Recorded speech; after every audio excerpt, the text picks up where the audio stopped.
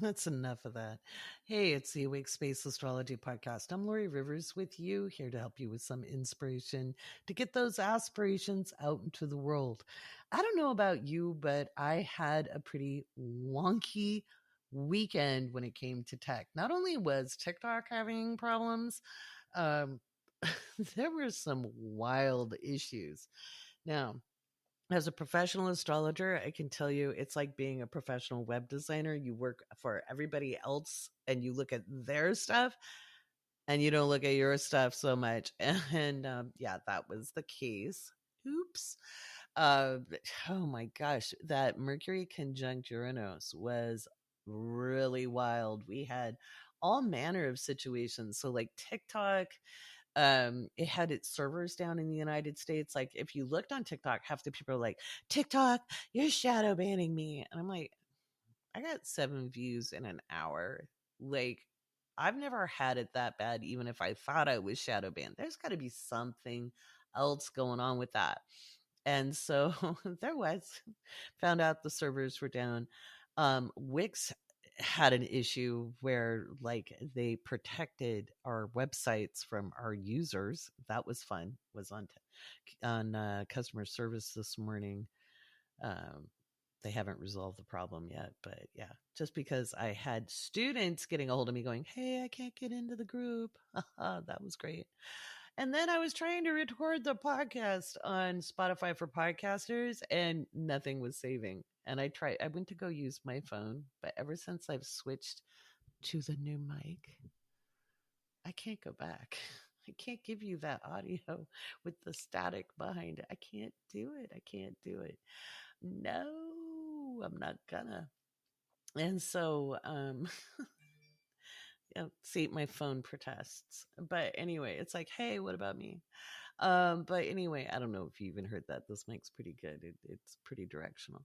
But anyway, yeah. So that was Mercury conjunct Uranus. And if you're a patron and you're waiting on the horoscope, chapters on the private YouTube that I do for you guys every Sunday, I also had a killer headache most of the day. It just cleared up like at 7 p.m. Sunday night.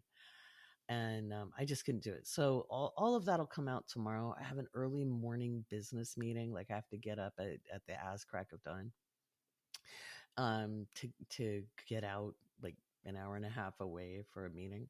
But while I'm in the car, I'll be working on things. No, not while I'm driving. I have somebody driving me so I can work. That's right. That's how we roll. It's my boyfriend. Anyway, like I'm whispering it. It's my boyfriend. Anyway, I appreciate him for driving because I do have a lot of work to do while we're in the car. Because of the tech snafus. Could we avoid it? Not really. Like a lot of times when I'm giving you a heads up, people are like, well, what do I do? Well, sometimes there isn't anything we can do except know that this too shall pass and innovate as best we can. Try not to fight it too much because, if you're up against something like TikTok servers being down, well, there's not much you can do. You just go do something else. Like you send out an email or you go do a YouTube or you write in your Patreon or you record a podcast. One of the things I did this weekend, I recorded a conversation with the wonderful astrologer Mackenzie. Okay, my first cosmic surfer and my first apprentice who is certified as a natal chart astrologer. Okay, and she's absolutely profoundly wonderful. And she's soon to be a consulting astrologer. I will wrangle these guys into it. It's nerve wracking to do that. It's nerve wracking. These guys have a lot of ethics, they have a lot of principles, and you realize people are coming to you um, at crossroads and needing support and needing some guidance. And it's hard, especially when you're younger. I remember how I felt. Most of my clients were older than me, and I was like, they expected me to have all this wisdom. And I'm like, you're older than me. I don't know, because a lot of times people don't understand what astrology actually is. And We are not all knowing, all seeing. We are looking at a language and deciphering that language. And some of that's a little bit of math, some of that's understanding patterns. Those people who try to debunk astrology, like, it's pattern recognition. Yes, it is. Because Ugg and Zug, back before civilization, noticed the pattern of the new moon to the full moon and the correlation of events that happened. Yeah, it was a thing. So yeah, you but damn well be better good at pattern recognition. I don't know how that refutes anything. You have to be part philosopher, part theologian, you have to understand different belief systems. You have to be, I think if you want to be a good astrologer, you have to be trauma informed.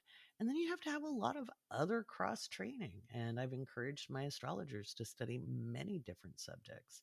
And two of them are studying evidentiary mediumship, which I think is great because it helps you learn how to trust yourself. Okay. I don't know too many real professional astrologers who don't have actual professional cross training. So for me, not only did I have academic training as a political analyst and a cultural anthropologist, I also have training as a strength-based facilitator. I have training as a parenting instructor, which is communications. I have other facilitation models, that I've learned over the years. Gosh, lots of leadership training, coaching certificates in both life and business coaching, practical experience as an entrepreneur and as a revenue development coach, so developing income stream models for people. All of that plays a role into being an astrologer, and you have to kind of follow your interests, so, and you have to have good research skills. Googling isn't always enough. You need to be able to search for sources. So that's something Mackenzie and I were talking about in that conversation that hopefully will get spliced into this episode. What else do we have going on? Yeah, I'm going to talk about Pluto. So Pluto is moving back into Capricorn. Pluto is moving back into Capricorn. So exciting. Yeah. It's not exciting. It's a little irritating. It's a little irritating. Um just seeing if there's I was looking for jeering, but they only have cheering and drum bump. Shh. I don't think we want to listen to that. So before I talk a little bit about Pluto, Venus is going into Leo Monday in the afternoon. So if you've got Leo placements, or if you're an early Leo rising, like 0 degrees, get ready for your wind machine. Venus is going to remain in Leo until October, because in July she retrogrades. She gets almost all the way through Leo, and then she goes back, and then she goes forward. She does the cha-cha. It should make for a hot summer. Is it going to be a hot girl or hot guy or hot them summer? That remains to be seen, but the temperatures are probably going to be hot. It's going to be interesting. And one of the big reasons is Pluto moves back into Capricorn. Now, Pluto is the planet of transformation. I know that the astrologers in the generation above me like to call it the destroyer. Oh, they made everything so dramatic. It's like the destroyer. Hades coming for Persephone. Pluto wasn't discovered until 1930, and one of my issues with the modern astrologers of the 20th century, and yes, I was one of those, but like at the tail end, it's kind of like if people are like, what were the 60s like? I'm like, I don't know. I was born 2 weeks before Woodstock. I don't remember it. But the generation ahead of me love to apply Greek myth to something the Greeks never observed. Like it's understandable that we apply Greek and Roman myth, okay, Greek and Roman myth or Roman Greco myth to the planets that were observable by human beings, okay, and that would be the luminaries, that's the sun and the moon, Mercury, Venus, Mars, and Jupiter, and Saturn. These guys, these seven were observable with the naked eye, still are. Even with light pollution, you can see Venus and Jupiter up in the sky, which is pretty cool. But Uranus wasn't discovered till 1787. Neptune was not discovered until 1848. And Pluto wasn't discovered until 1930. Now, I've gone on and on and on about this, but why do I go on and on and on? Why?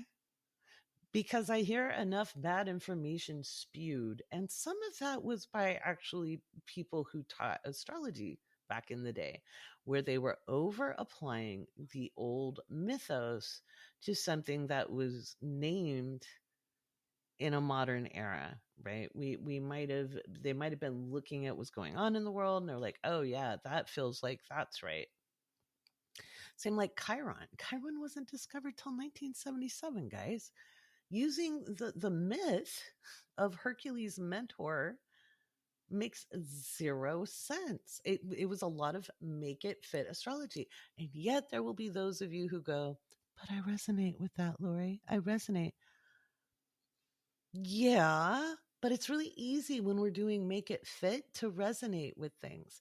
It's like when you meet that remember when you met your toxic ex and you went, "Oh my god, they feel like home." You get me? You get me? Oh my god, they felt like home. Sometimes that's a red flag. So, by the way, if you're a patron, you get my astro guide on Chiron and my observations that I've made over 3 decades. As because I, like many young astrologers who came to it in a crossroads, trying to heal from trauma and severe trauma. So when I'm talking about trauma, I'm never making fun of you. I've walked that walk. I've walked that walk and I've healed. Okay. Doesn't mean I don't have other stuff I'm working on, but I've healed. I live a good life now. I'm happy. I didn't think I'd ever be happy when I was at my Saturn return. I didn't even know what the hell happy was. I had no clue. Had no clue. I didn't even know what reasonably content was. Okay. So I've looked at Chiron a lot. And to me, it's the light post on the healing journey. Absolutely. But I don't think for a second that it is the wound you cannot heal. I think that's very, very dramatic. And neither, I'm coming back for those of you who think I'm on a ramble, neither is Pluto the destroyer. I think we would have blown ourselves up a long time ago if Pluto was not available in our consciousness. Because I think, in my opinion, I really see Pluto acting more like a higher octave of Saturn, and we're looking at power versus dominance. Then we are looking at destruction and mayhem. Okay, I think it depends on the vibratory rate and how it's being expressed. But from a transit perspective, Pluto is about forced evolution, and that's what the original guys who were viewing it back in the 30s said. They called it forced evolution, and I think that is really the route we want to go with Pluto. I think it's great if we want to live in Drama Llama Town and we want to live in Trauma Llama Ding Dong Town and we want to identify with every bad thing that's ever happened and be deterministic and look at our chart and be like, well, this is why I'm always going to be miserable. Then fine, let it be the destroyer. Let it be. Let it be. I don't think we're limited to that. I just don't. Okay. In fact, I know. I don't even think. I know. And when I look back at my life and the life of many of my clients, we could have been destroyed 10 times over. And yet we're not, because Pluto was there helping us evolve and transcend the situation. So I think as Pluto moves back into Capricorn on June 11th, and not like in the middle of the afternoon so we can have a cup of tea and warm up and get ready for it. No, no, no, no, no, mm-mm. No, no. Pluto, it enters it at like 12 a.m. Pacific. That's 3 a.m. Eastern. So we just wake up with that shit. And if you have 21 degrees of a cardinal sign, that's Aries, Cancer, Libra, or Capricorn. And so if you're like me and you have planets at 28 degrees, or maybe like all the way to 21. So it goes back, it will be making aspect to those. Anything after 21 degrees, so if you're at 20 degrees, lucky bastard. You don't have to worry about it so much. This isn't coming back to punish. Okay. I also don't like that if you didn't learn your lesson. If you didn't learn your lessons. Oh my God. That's so arrogant. Don't you think that's arrogant? You get a lot of pompousness in the spiritual world because they never deconstructed their evangelical roots or their Catholic roots or their Lutheran roots. And they're like, we're going to come and be spiritual purists. Or you can realize we're born and we die, and what we do in between is called living, and we do our best. Okay. Now we can live that and struggle and continually struggle because we're not living authentically. We're living more in a programmed social, cultural, normative life. Or we can deconstruct and transcend and find our healing path and get to reasonably content and live a more transcendent life. And transcendence does not mean I'm a pedagon. It means you're living authentically, which means you still have bodily functions, you still get wind, and it must exit somewhere. Okay.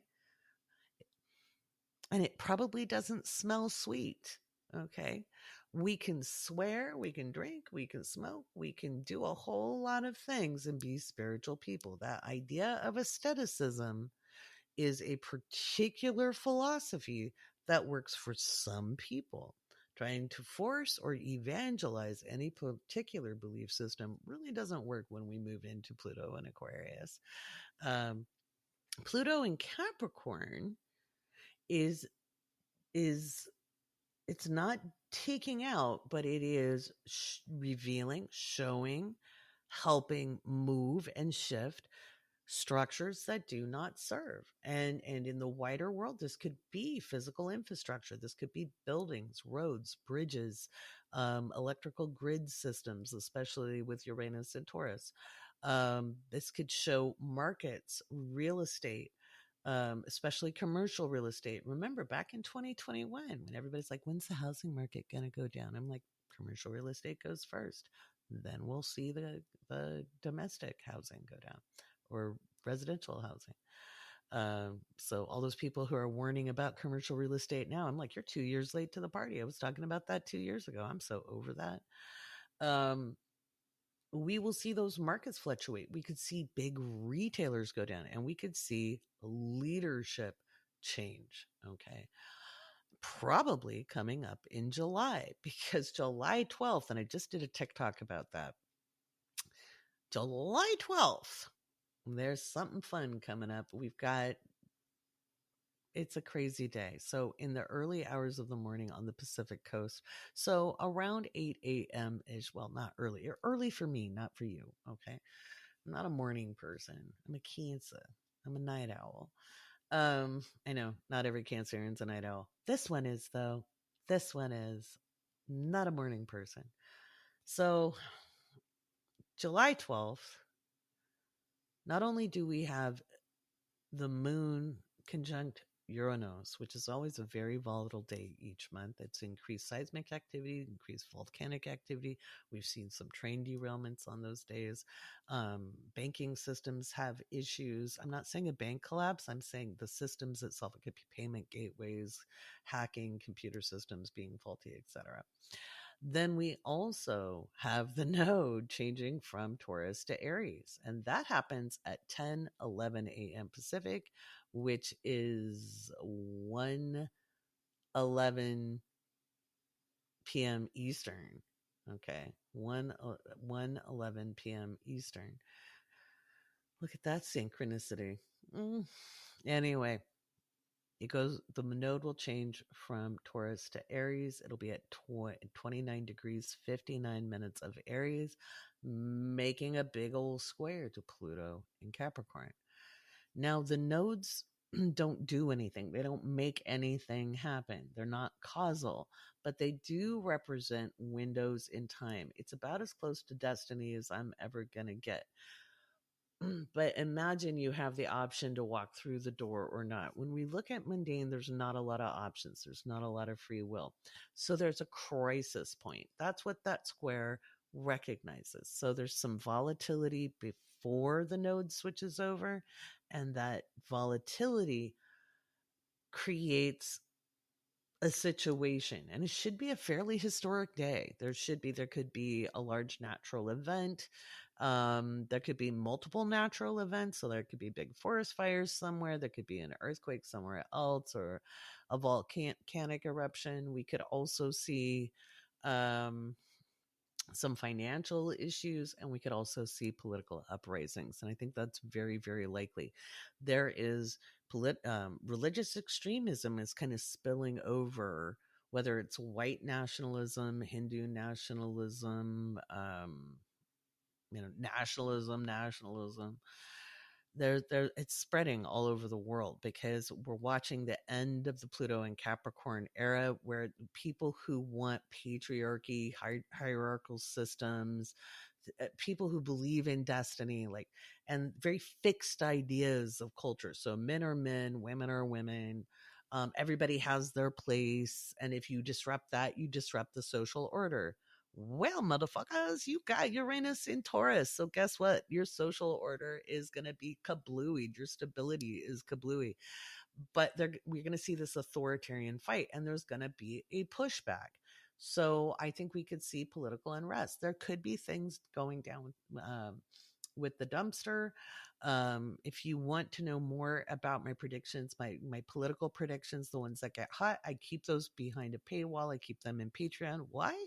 Because if you want to troll me, you got to pay me. Them's the rules. Come on, it's only $5 a troll. What? You afraid? All right. You know, I own woke astrology for a reason. It's to filter things out, right? If you're afraid of the word woke, that's a problem, because it means you're awake and aware. So if people have a problem with woke, DeSantis, then you're probably a narrow-minded simpleton, basically. If you're like, well, the Bible says a lot of things that you probably don't want to do. Just saying. So, oh no, persecution. I think we should taunt people as much as possible and be irreverent and take no prisoners at this point, because there's people in power trying to take away rights. What? Am I a biased astrologer? I'm biased politically? What? And the conservative ones aren't? I think we needed a leftist voice, okay? And when I make my predictions, I step away from that. Unless I see misfortune for somebody I don't like, and then I cackle. And we all need a stress relief. That's mine. So anyway, this Pluto and Capricorn, you want to think about what you were looking at the beginning of the year, if you could remember it. It seems like a couple years ago now, doesn't it? But we kind of want to be looking at what was going on in, early March, before Pluto ingressed into Aquarius. And then, Pluto is going to go all the way back to 27 degrees. So that's kind of like February or late January, before Pluto starts moving direct again, I believe in October.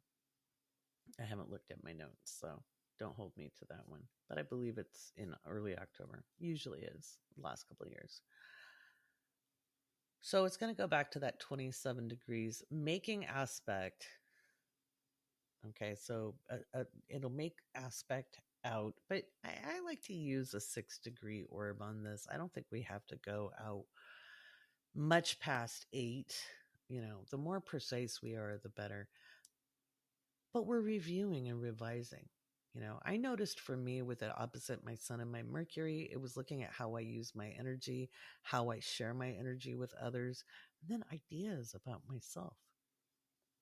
What I felt I was capable of, not worthy, but maybe some of the principles I had were self-sabotage.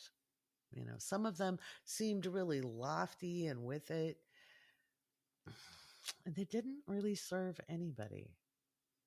In fact, they did a lot to hold me back. So it's not about so much selling out or buying in or any of that. It's more about understanding maybe that you can hold true to your principles and still kind of be the teacher, because I have a 9th house sun and Mercury. So, I am a teacher. I'm a teacher by nature. Why would I hold that back? So, I don't know, because I was taught to be humble. You're like, are you kidding? Laurie is arrogant AF. Why? And I'm like, no, that's confidence. I joke around, but it's confidence. It's not arrogance.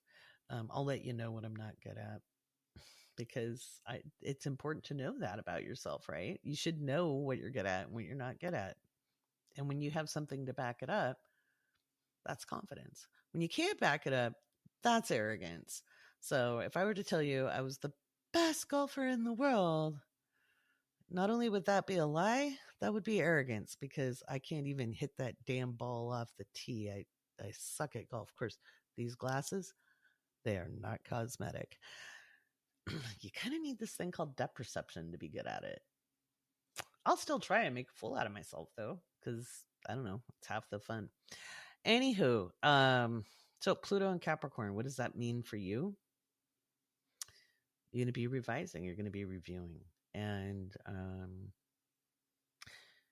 it's going to feel like pressure. And what I've learned in the last 3 decades, when you're going through that kind of pressure, fighting it or trying to control things, if you're trying to hold on to things that need to go away, you got to let go. You got to let go. Sometimes it's a relationship. Sometimes it's a dream. Sometimes it's a project. It's usually not everything to do with it. Okay. And the things that are healthy and meant to stay around, they'll remain. They'll remain, I promise. I've been through so many Pluto transits. I haven't had a time in my life where I haven't gone through major Pluto transit. The first time in my life I will be Pluto transit free will be 2026. Yep. I won't even know what to do with myself. I'll be like, what is this? What is this feeling? What is this? So what I've learned is, don't fight it. Don't try to be like, oh, well, but this is normal. Sometimes normal has to go away because normal isn't healthy. Remember what we said earlier on when I said, remember that ex that felt like home? That was the red flag, maybe, right? So that's something to remember. Okay, we're going to bring Mackenzie on next. And you can listen to that recorded conversation coming right up.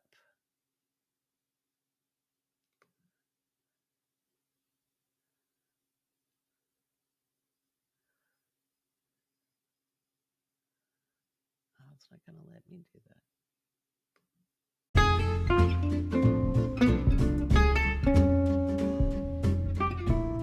It's time for patron shout-outs. It's my absolute favorite time. Okay, let me find my Patreon app. That's right, there's a handy dandy app for that, guys. Let me get to patrons. Oh my goodness, come on. There we go. All right, we're going to announce our newest patrons. We've got Maggie May, Melanie, Amber the Librarian. Amber the Librarian. You are a favorite now. Mariah, Melissa, Sarah, Shireen, Mia, Jax, Amy, Morgan, Joshua, Lizzie, Caitlin, Sue, Hazel, James, Jerica, Juti, Sarah, Sam, Electra, Susan B, and Nikki. Welcome, welcome, welcome, my newest patrons. I want to thank you all for being here. If you are a patron, a couple of things. I had, as I mentioned at the top of the episode, crazy tech snafus. I'll be trying to get everything up for you tomorrow. I have some business I have to take care of in the morning, but by evening I will have all of the horoscope stuff fixed because we have to put the chapters in on the YouTube. I should be able to do that in the car. I'll be getting those horoscopes up for you, as well the slides, you know, your cute little planners, and there's a little different version this time. Let's see what else. Oh, this week I'm putting out the discount codes. You save some juicies. Patrons save $250 on year ahead readings. So I'll get those out to you, and I'll have some other discount codes for you as well, depending on your tier. All of that will come out in the Crunch Report or in separate emails. If you're in the Planet of the Month Club, please hold tight. I will be getting yesterday's workshop on Mars up in the Patreon. Again, some of this I just have to take care of tomorrow after I'm done with my meeting or while I'm on the road. Between all of the tech acting like gremlins had invaded, I also had a killer headache. Old injury acting up, and it just was not functioning. I think if you were in the Planet of the Month Club workshop, you heard me go, oh my God, my head is killing me, a couple of times. So it's actually an old neck injury that exacerbates things, and it's just, woof. I've taken enough aspirin and used enough Aspercreme on my neck to release the tension in there that I think we're good. I should be able to sleep tonight. The last couple of weeks, I've been hit by transits, and I like to tell you guys, astrologers are not immune to them. I just ride the waves as best I can. I talked a little bit about this in last week's podcast. All you can do is, when things are really, really crunchy, is kind of do what you can do and let other stuff go. It may not be popular with other people. Other people may not understand, but sometimes you just have to do what you can for you, okay? And you can't fight the energy. If you're fighting up against it, a lot of times that resistance, as you push against, it knocks you back. It's just, it's kind of like firing a bow and arrow. Like, you get that resistance. If you don't hold it right and you let go of this, you can twang yourself on the face. Ask me how. I've done that when I was a kid.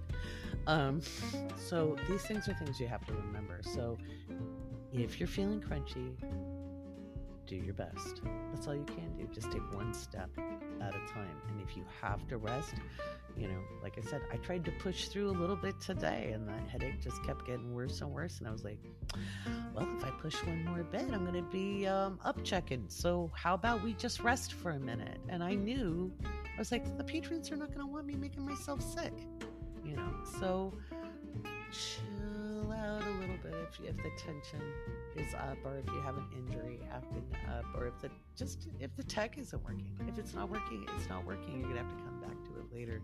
I think we like to put our fight and flight into things that aren't fight and flight worthy in our society. So deep breaths, and use our Discord. If you're a patron, come into the Discord. We'll give you some tea and sympathy.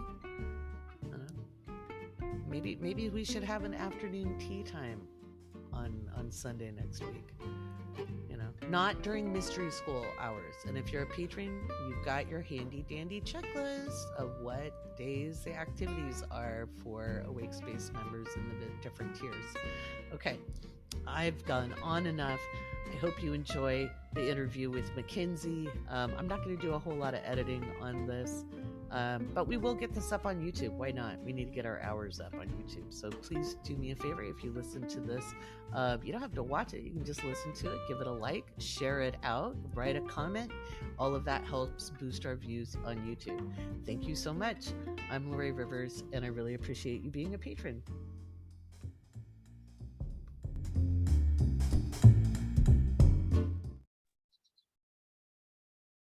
Oh, I'm excited, guys. I have Mackenzie with me today. It's been a while, Mackenzie. Welcome back. Thank you for having me. Wow, it's always good to talk with you. So you've been a busy bee lately. I have. It's funny. We just like take the transits as they go. And sometimes I like to take a break from looking at my transits. And so I did that, and I noticed like I was super, super busy. And so when I finally like checked my transits again, it was Mars going through my third house. Yes, I was very busy. Right. And part of that, you're in another class with Carrie Wilson. I am. Tell me about it. So I'm taking intermediate mediumship with fellow astrologer Casey.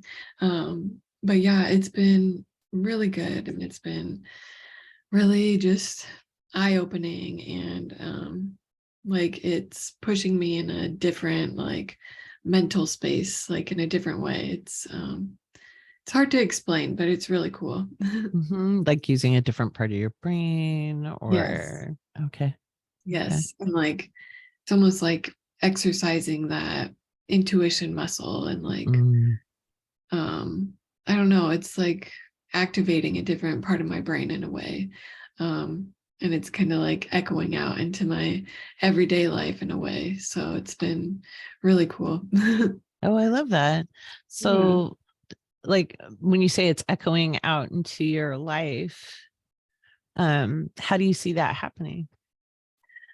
So it's kind of like some of the lessons that we learned through this mediumship, like in communication with spirit. It's kind of like it reflects our relationship with like the waking life. So it's like if you have poor boundaries like in your everyday life, it's going to reflect that you have poor boundaries with spirit. So it'll like spirit will like come in whenever, unless you like set that boundary, or like that's just one example. Or if you just like don't have the best communication skills, then you're going to have to work on that in mediumship. But it's kind of like it mirrors it. So it's really cool that way.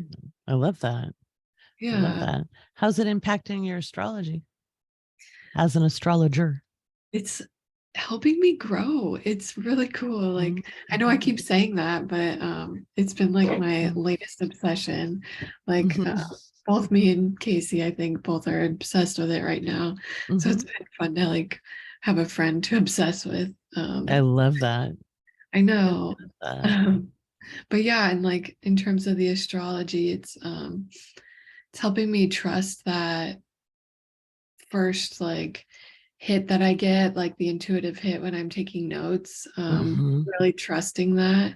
And it's funny, I've like written down some like spooky accurate things in my notes before I like have the reading, and it'll be like exactly what that person does. I'm like, oh my God, like it's like helping me grow in that way. And also just like have a different vocabulary almost, the mediumship. And I know you say to be like a good astrologer, you have to be a polymath. And so I'm kind of like leaning into that, and kind of like also like keeping astrology always there. It's like astrology's with me in everything that I do in a way.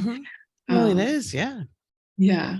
Mm-hmm. So it's like, I don't know, it's helping me grow in all different departments. I love hearing that.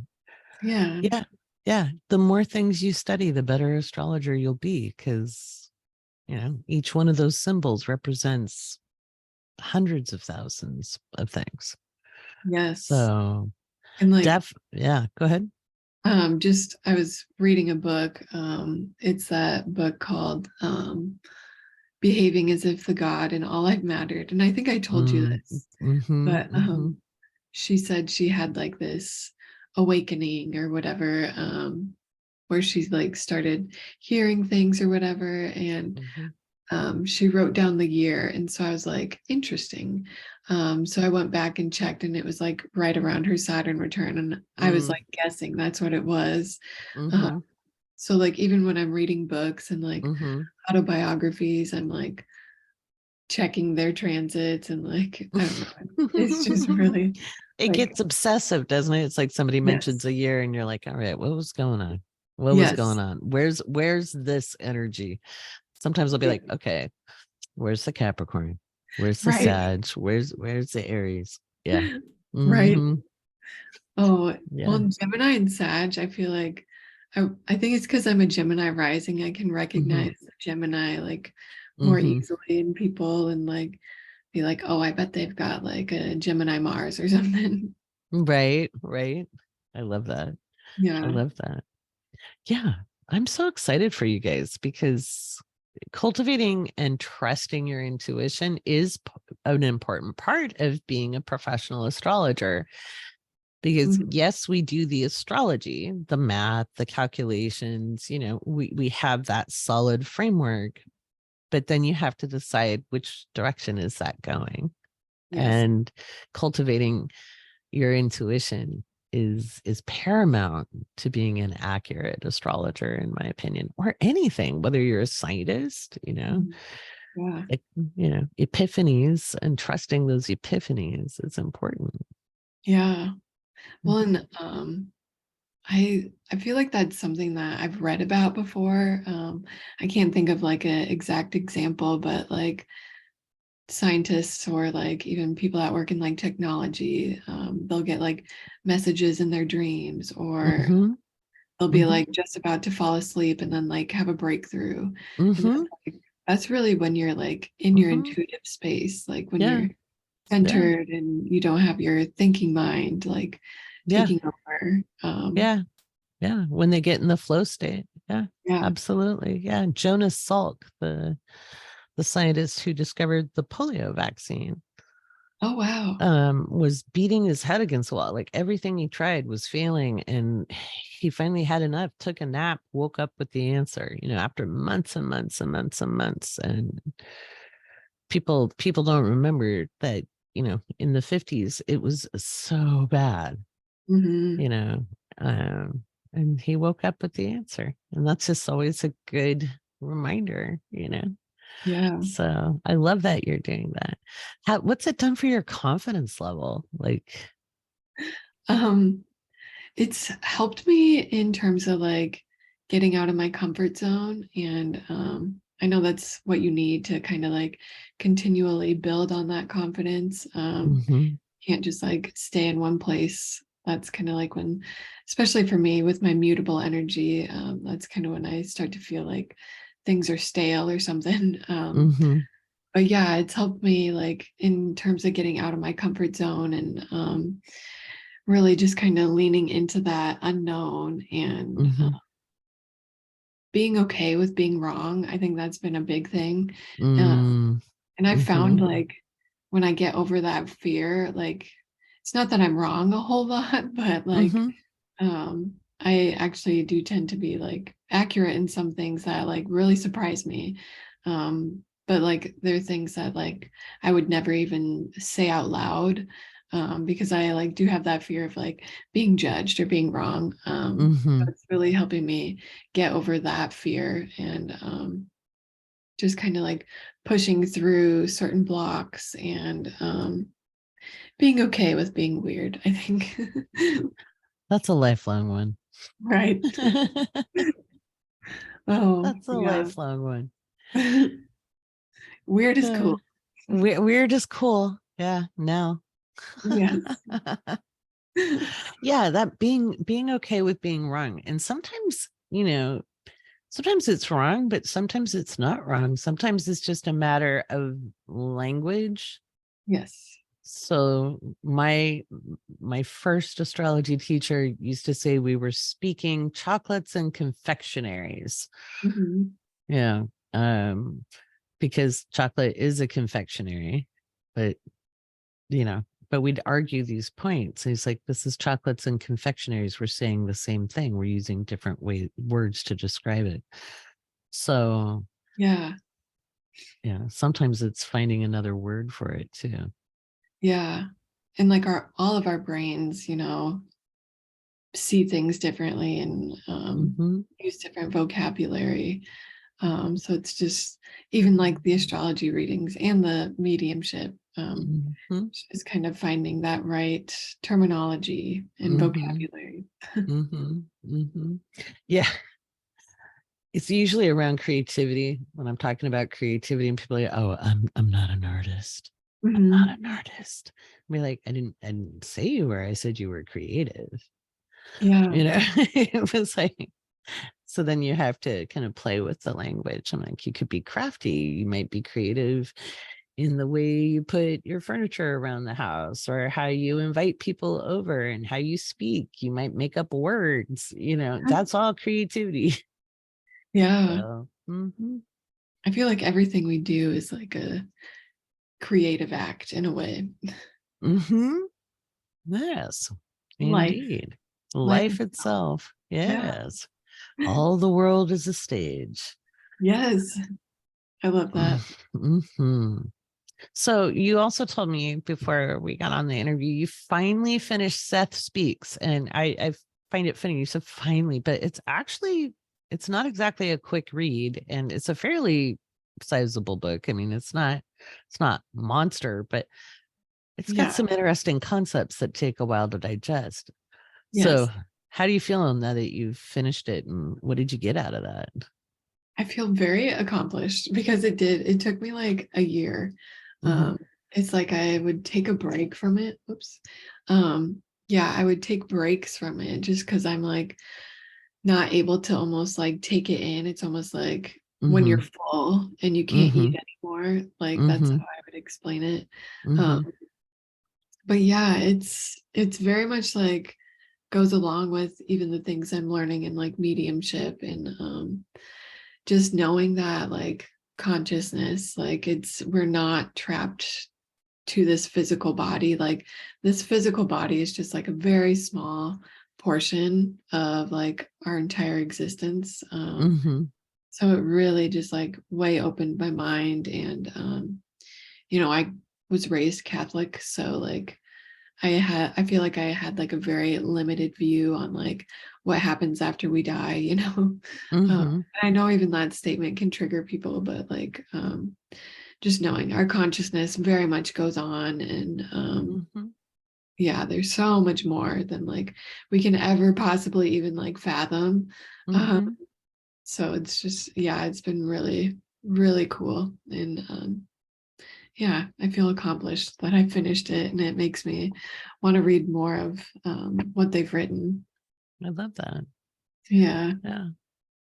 I found that book in my great grandmother's box of books after she passed away. They'd like put all her like pulp fiction books in a box, and that book was there, and I squirreled it home and I read it on and off as a kid.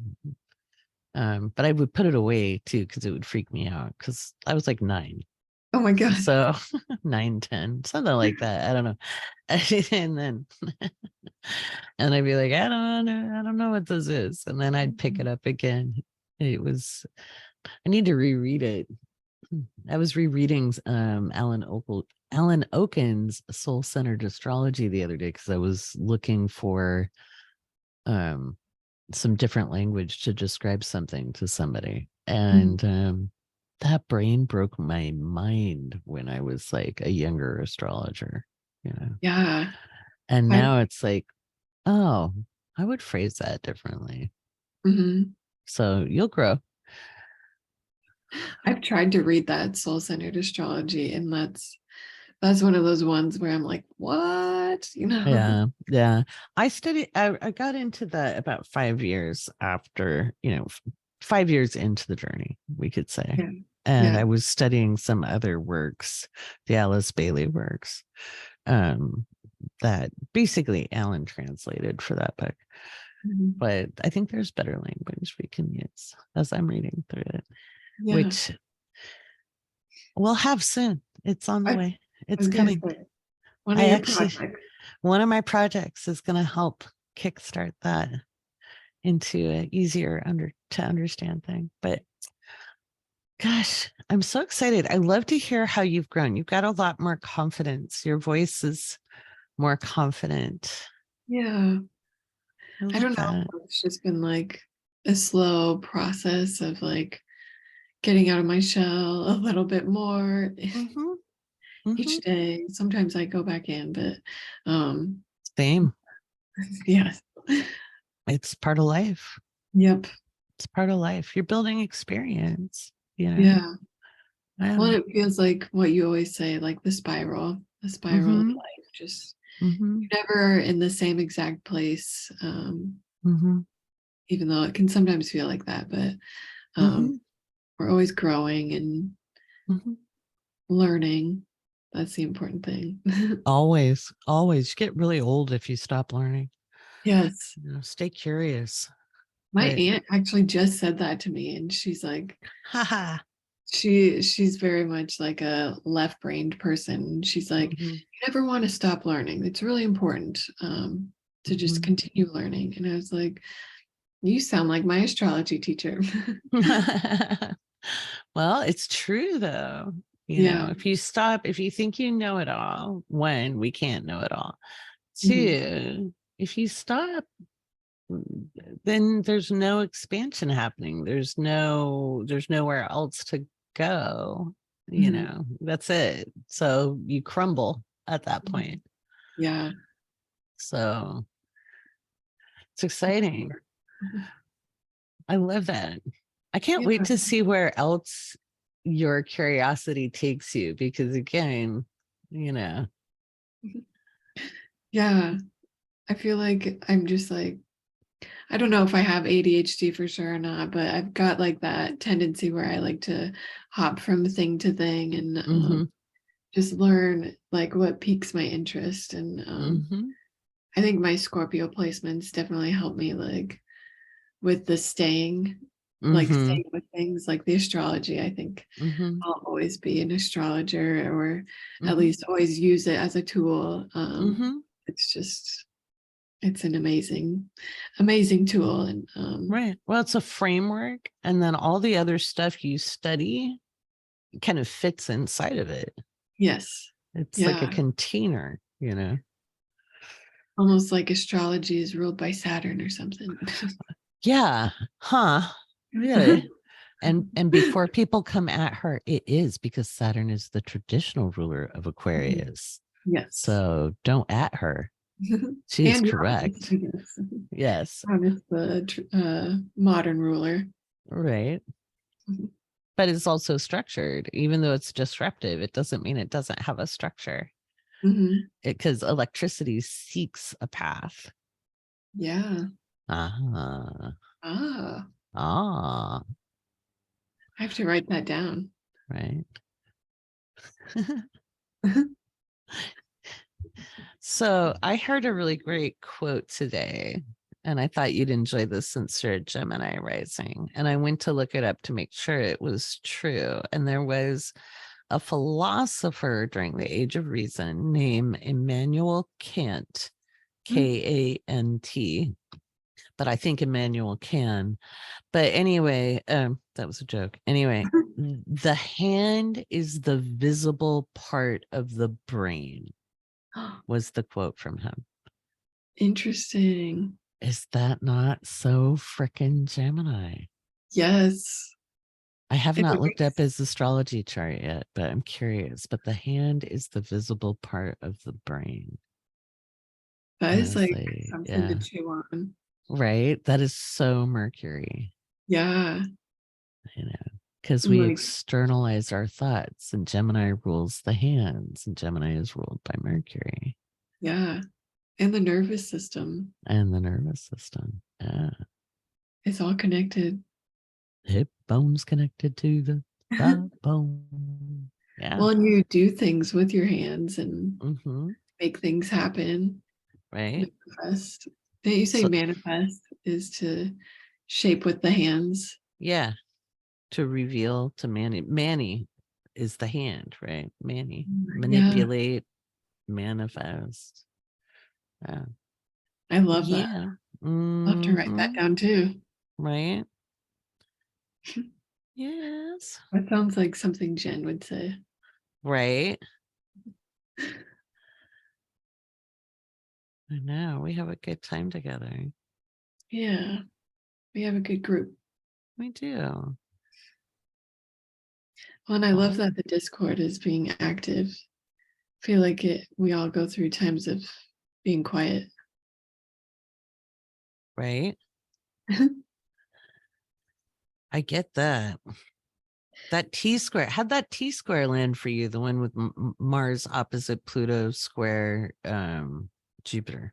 How'd that land for you? It was crunchy. It was like the way I would explain it, it just felt like sandpaper and like I had like a heavy like bag that I was carrying that just like everything I did, it was just like 10 times the effort. That's kind of what it felt like. Right. Now that it's like That was a released. lot. Yeah. Now that it's kind of releasing and I'm just like, okay, let's make things happen. And I think it's this full moon today. I'm Mm-hmm. feeling like that energy because I'm feeling energized, which is very Mm-hmm. unlike me. Right. It's been a while. It's good to Yeah. hear you up. Yeah. Yeah, it's actually a pretty pleasant full moon. I'm Yeah. sure we'll hear political crap and stuff, but um and for our listeners, yes, the full moon was on June 3rd. Yeah. So, but yeah, Yeah. that T square was something else. Yeah, it was. How were you with it? It hit me in the most important areas of my chart, my third, ninth, and sixth houses. Oh my gosh, of course. I know everybody's like, what about the second house? What about the 10th? I'm like, no, no, no. I am a teacher and a communicator. Are you kidding? In a line of service. In a line of service. And it kind of made me, I got stuff done, but it was pulling teeth. But I also had to delegate. And I think that was really important. So, Mhm. but Yeah. yeah, but yeah. So now this episode, we're talking about Pluto and Capricorn. So before we end this, um, are you getting hit by any of that again or not? I am. It'll be Uh, because my Mercury is at 29 degrees, that's 40 right. minutes of Libra. So it'll be square. Nice. And then the Uh, nodes are going to be on it. yeah. Oh my gosh. I didn't even think of that. Yeah, July 12th. Oh my gosh. We'll Yeah. hold hands. We'll hold hands. Please. Yeah, because my Mercury and Sun are getting smacked by this again. Yeah. I think there's a way to power up through it, though. I have a Mhm. theory, and we're going to test my theory. Well, because it's going to retrograde and then go back. So Mm-hmm. it's kind of like this will be the last retrograde over. No, we got one more. Oh, shoot. So it's going to go back over us. Well, it will be the last retrograde over it, but we've got one more square. Yeah. Or yeah, because from now till January, we've got it Mhm. in Cap, and then it's in Aquarius until September of next year. Mhm. And then it leaves for good. Thank God. Um, November of 2024, November 24th. So Yeah. from September to November, we'll have it squaring us again. Oh my gosh. Pluto. And that one isn't going to be too much, like, it's not going to go back very far. So it's really hitting you and me. Yeah. We'll hold hands. Yeah. Well, and like this Capricorn, it's interesting going from Capricorn to Aquarius because it feels a lot lighter. So I'm like interested to see what happens when it goes back into Capricorn because that's on the 11th, right? Yeah. Yeah. It is. So Trying to be philosophical about it. yeah. But there's a little bit of me going, come on. Right. Why? Why? Why? But what we have to do, and in my experience, and I got a lot of experience with Pluto transits, what we need to do is just kind of like remember what we went through the last bit. So from like October to March of this year. So October of last year to March of this year, what was really up on deck, and what did we learn from that, and then applying what we learned from that, because I believe we can power up through this. It's just, and dreading it doesn't help. So some of it is a joke when I'm like, Yeah. some of it isn't a joke when I go, Yeah. I'm split on it. It's not the hardest transit so far. So, of Pluto transits. That's true. Yeah, that's another thing to keep in mind. Well, I've been through worse. Yes. But I think it's about letting go of any structural limitations we think we have, letting go of any ideas around ourselves.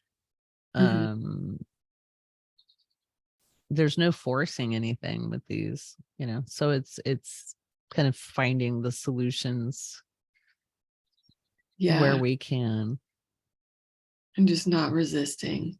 Yeah, give Pluto his lunch money. Yes, just do it. Just do it. Just give it. Oh my gosh. So maybe we should have like a Discord hot cocoa or tea party that day and just be like, all right, everybody, we're just gonna sip tea and pretend it's all okay. Sip tea and share tea. Yeah, exactly. Right. And just we'll breathe through it. Yes. I don't think it's going to be horrible. I just think it's cleanup. You have to clean up, anytime on the retrograde. It won't be as intense as the first pass, because the first pass you're experiencing it for the first time.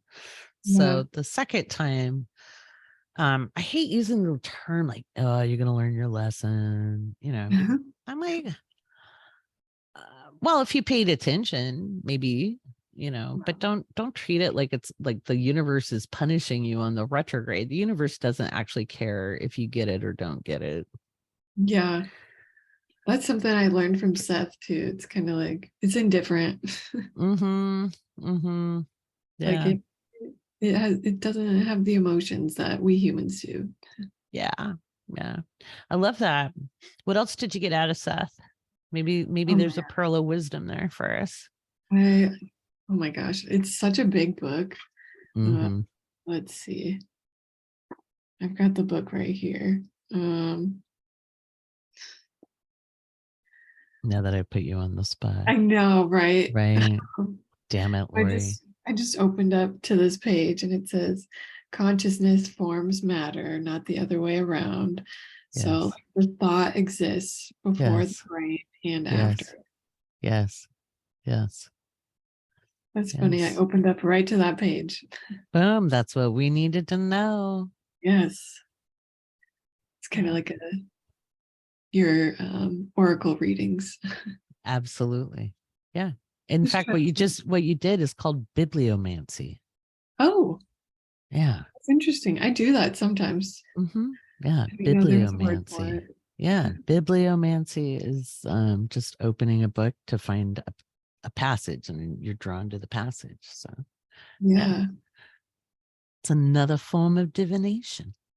Look Cool. at you. Very cool. Right? It's always so good to have you on. Yeah, it's always good to be here and get a chance to catch up. Love that. All right, listeners, you can book readings with Astrologer Mackenzie. Yes. Yeah. I love all the feedback I get from your clients saying how good you are. I'm Oh, like, damn straight she's good. I know, I trained her. right. And you're amazing. So let Thank you. that confidence build. Yes. All right. We'll have you back soon, my dear. Thank you for being here. Yes. And Thank again, you. you are so welcome. All right, guys, you want to book with Mackenzie? I'll put the link in the show notes, and you can book a reading with her on wokeastrology.com.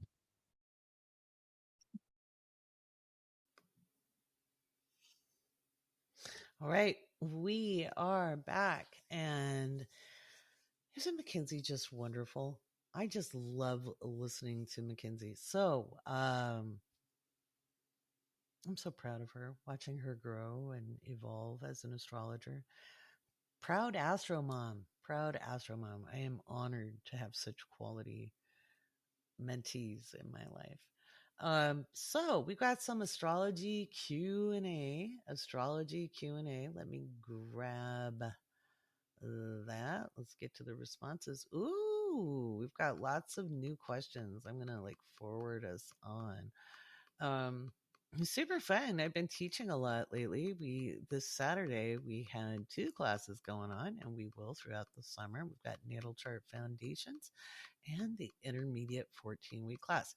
If you were part of the group that took my secondary assessment and you didn't hear from me, don't worry about that. I'm going to be making a fall session as well, or a late summer session. Probably more like September. It'll go about 14 weeks. Um, so there we go. Um, let's see. So there is a bunch of questions here. I should have had this ready, but of course, did I? No, because that is just totally my day. Oh, Lisette. Lisette came up with a question. What is the part of fortune? Okay, so the part of fortune is a calculation point. There's a bunch of parts. They're called Arabic parts or Arabic lots, and they are calculations, and that you have certain, I'm not going to go through them here because it's a little more advanced anyway, and a lot of times people don't understand what they mean. So the lot of fortune signifies where you get a little bit lucky. Okay, where you get a little bit lucky. And you only use a 2-degree orb when you're working with lots. Okay. Now, Hellenists didn't use lots because there wasn't the math to do them. Remember, they didn't use zero in mathematics until the 11th century. Zero existed, but it was not employed in complex mathematics. Okay. So spherical trigonometry didn't exist until Al-Biruni. That's something very, very important to remember. I don't think that argument is made enough. And there's not a little, but rather a lot of Islamophobia hanging out in some of the Hellenist quarters. Not Robert Hand. He is not an Islamophobe. I know somebody slung mud in his direction, and don't you dare throw mud at one of the coolest astrologers who ever lived, okay?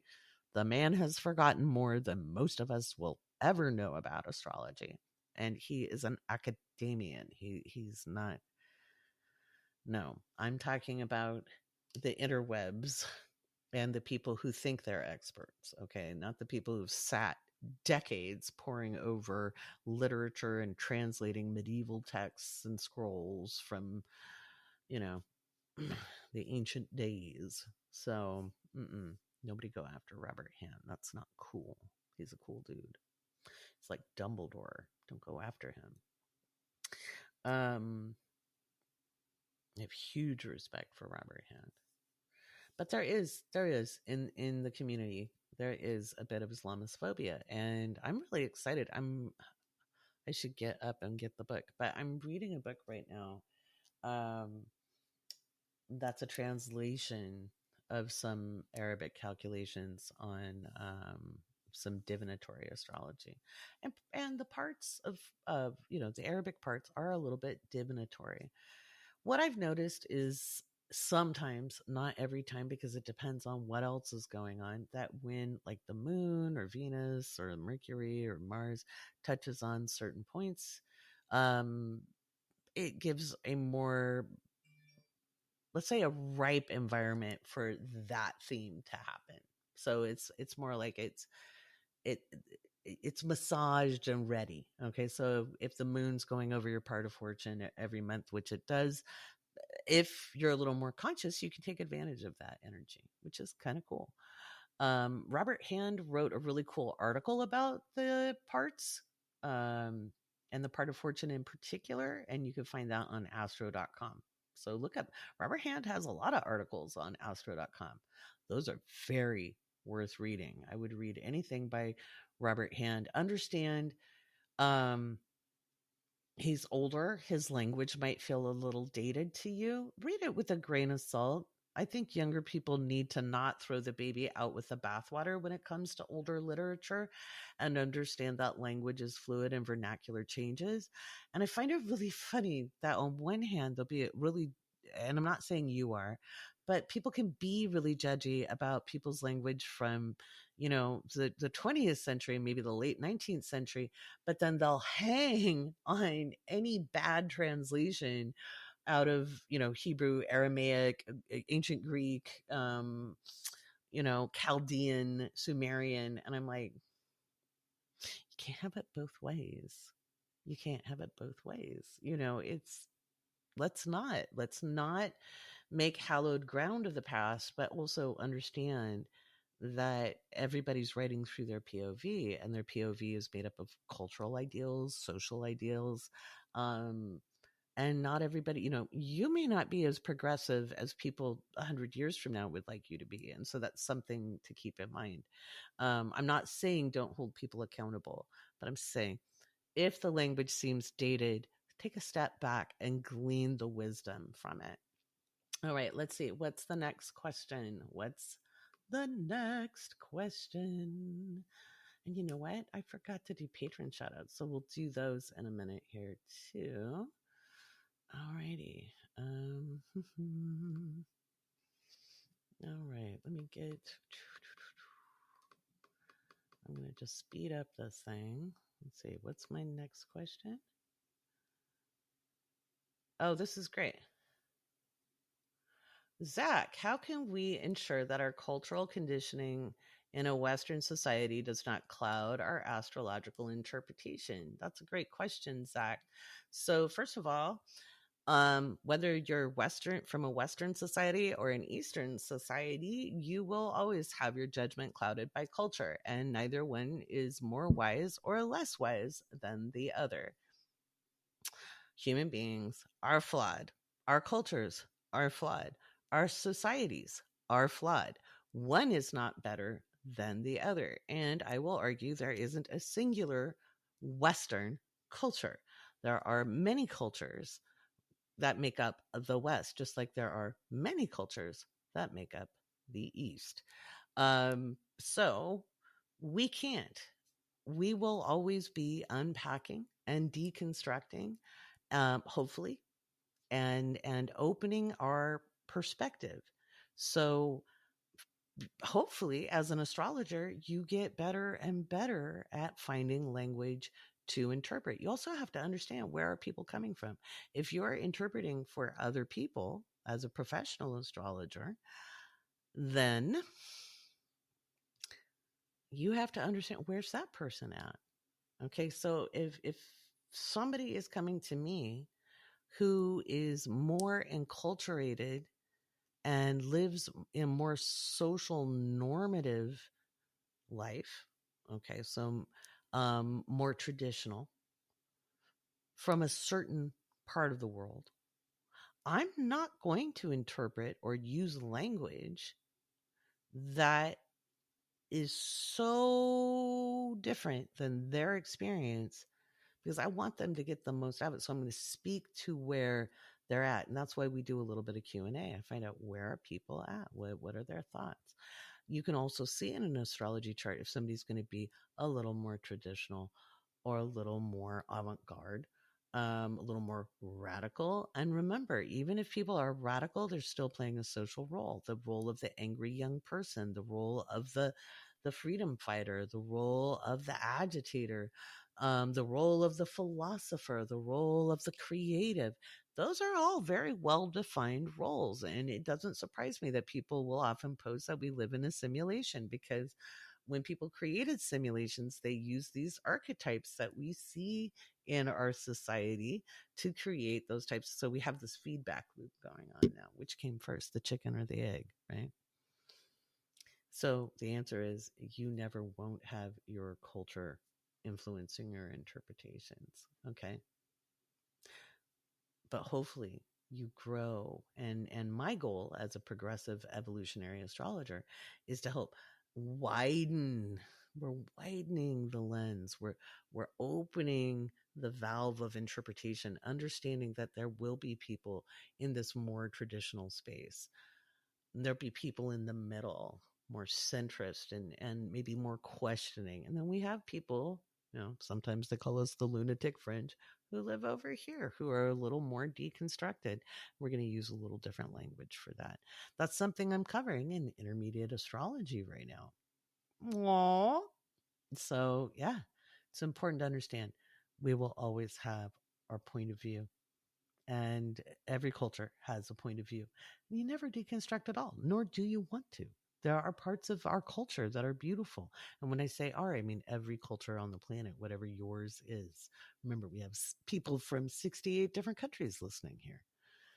So your culture isn't necessarily bad, but there is not everything about it serves a purpose moving forward for evolutionary benefit, right? So I know in all of my travels, I've been to 23 countries, 4 continents, and I saw some beautiful things that were cultural, that shaped my viewpoint and changed my viewpoint. And I saw some of the worst atrocities you could see committed in the name of culture, all over the world, including here in the United States. Well, this is our culture. One of those ideas in this culture that I think is an anathema to the human condition is that your sense of value and worth comes from your occupation. That's why so many people look at that top part of the chart and call it the career in the US and in Great Britain when we look at astrology. It's your calling. It's your avocation. Career? I don't think so. I don't think most people actually have careers. Some do. But most people don't have the guts to do what they love, and fulfill their calling and make it a living. So most people are doing a job they tolerate until they can retire. And they might be proud of the title, or the people who over-identify with the title, over-identify with their productivity. That's a cultural anathema, because that is really, it has nothing to do with our value as human beings. So, and it took me traveling and seeing other places to change that perspective, because I was raised in the same bubble everybody else is raised in here, right? So, and there will be people who would totally disagree with me, and that's okay too. So, those were all good questions. I want to thank you guys for listening. I've got a long, busy day tomorrow. I appreciate you hanging in here. I think you're really going to enjoy the interview with Mackenzie. I look forward to next week's podcast. We'll see who I can wrangle to get on. I think I'm going to get another astrologer on. Let's see who we get for next week. All right. Hope you're well, and I hope you survive all the goodness. Enjoy Venus in Leo. Don't forget that's going on. And deep breaths, deep breaths. Pluto's coming, but it's not coming to take us out. It's coming to help us grow. I'm Laurie Rivers, and I'll talk to you next week.